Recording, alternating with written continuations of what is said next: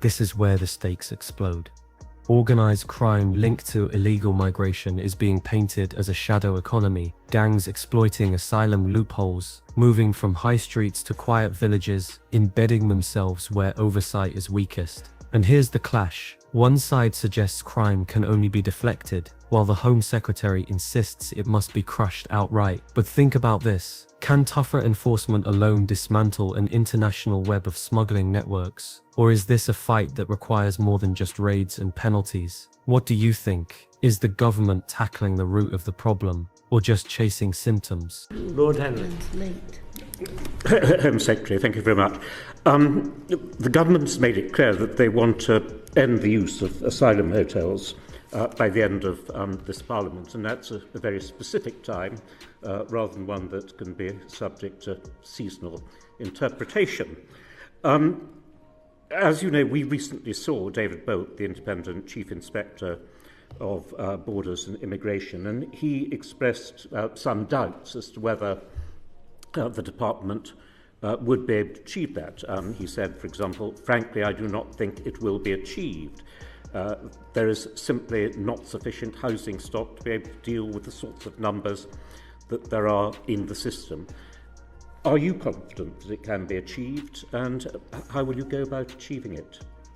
So we're determined to do this. The asylum hotels, I think, are completely inappropriate, incredibly expensive, but they also reflect the fact that the backlog in the system is just far too high. We should not have this many people in supported asylum accommodation or in the asylum system for so long in the first place. So there's a series of things that we are doing. The most important thing is to clear the backlog. The situation we inherited last July, it was chaotic because as a result of the Illegal Migration Act, the previous government had effectively halted asylum appointments and decision making. So we had that final 3 months in the run-up to the general election, just plummeting numbers of asylum decisions and appointments being made, sort of 70 to 80% reduction in the decision making. That meant we inherited a rising backlog, and we've had to deal with that, and that has we've had to substantially increase the initial decision making. We now, in the last quarter, was the second highest 3-month period for decision making since 2002, and was more than double the rate of initial decision making that we had in those 3 months before the election. So that is the first stage, to just hugely speed up the initial decision making, just take a lot more decisions to start clearing that backlog. Secondly, we will need to reform the appeals system. The Border Security Bill going through Parliament at the moment does include the new statutory timetable, 24-week timetable around supported appeals. And the Ministry of Justice is expanding capacity in the asylum appeals system.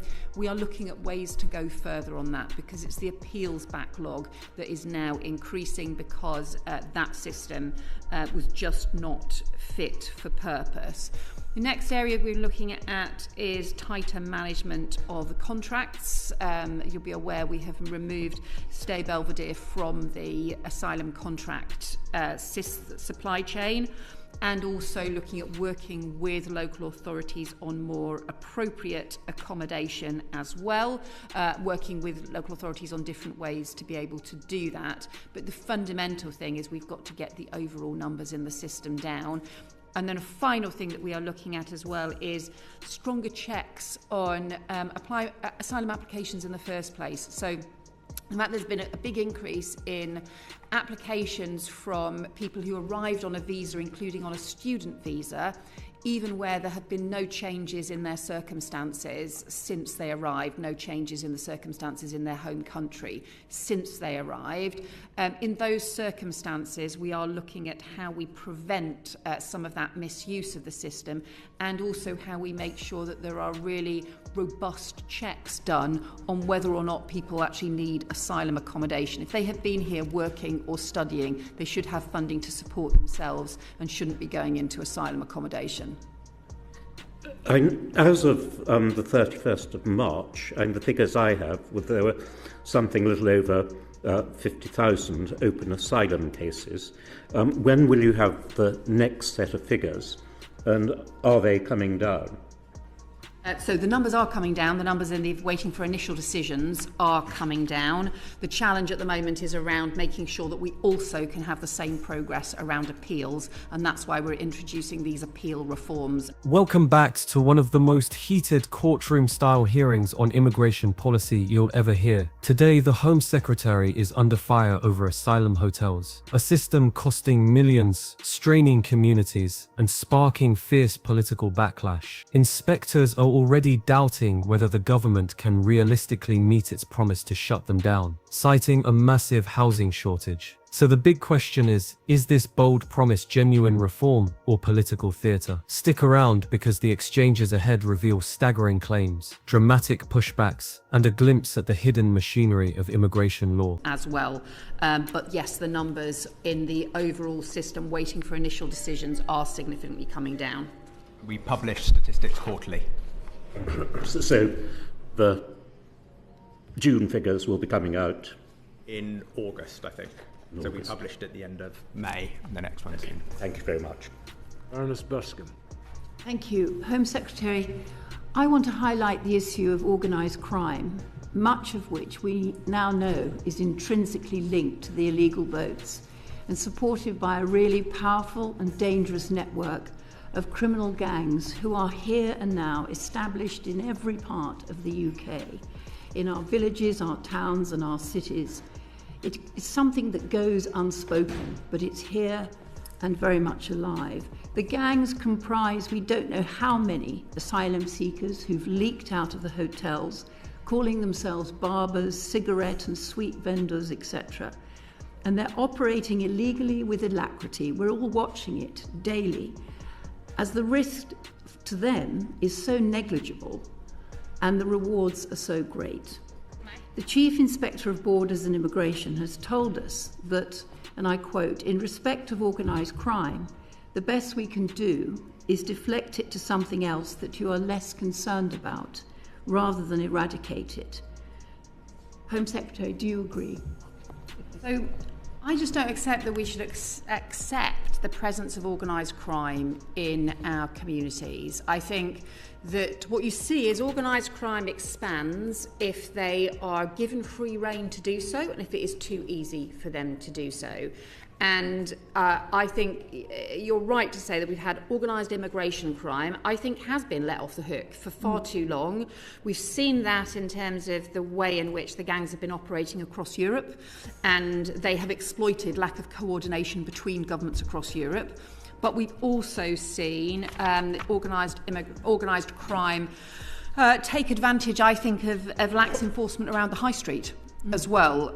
We've seen that because there really hasn't been a strong enough response on illegal working, hasn't been, I think, strong enough policing, neighbourhood policing in our town centres. I think town centres have been too easy territory for organised crime to operate, whether that be around the organised shop theft or whether it be around organised taking over different high street locations as well. So the first thing that we did straight after the general election was substantially increase the resources for immigration enforcement. So an additional 1,000 people working in different areas of immigration enforcement. That has led to, we've managed to run a 50% increase in raids and arrests for illegal working. And I think it's between a 20 and 30% increase in penalties now going through the system for both employers and illegal workers as well. We need to keep going, and we are setting out and working through different ways to increase the targeting. We're just drawing up a new focus around particularly the gig economy operations, where there's a new measure as part of the Borders Bill, which is about closing the loophole on the gig economy, and meaning that employers need to do employment checks there. And then also, I think the increasing neighbourhood policing, I think, is part of this as well, because we've got the 3,000 additional neighbourhood police that we're putting into place the course of this year. We've said that the focus for police forces this year needs to be town centres. If you've got police forces and neighbourhood police in town centres, then that's when they will get the intelligence about what is going wrong in particular locations as well. Because the thing is, I mean, my local police community support officer, she's fantastic. Yeah. She's covering an area of 120 square miles. How can she do this? And we know that these people in organised crime, they go to quiet areas and no one dare say anything. The Equality Act, I think, needs to be looked at because people are terrified of saying anything. Otherwise, they're accused of being racist or whatever. The other issue, Home Secretary, have you looked at landlords and their role in terms of allowing people to rent who are have criminal intent or there's any suspect of crime? Because that used to be strict liability if one actually was renting to somebody, for example, to do with illegal drugs.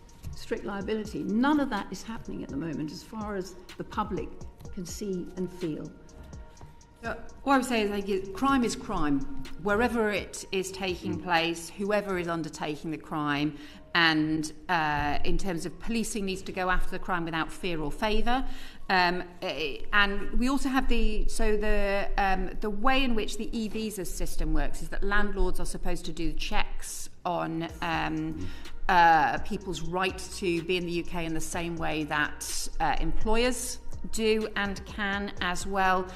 You'll be aware that we're bringing in a sort of tighter regime around landlords more widely separately as part of the work the MCHLG is doing.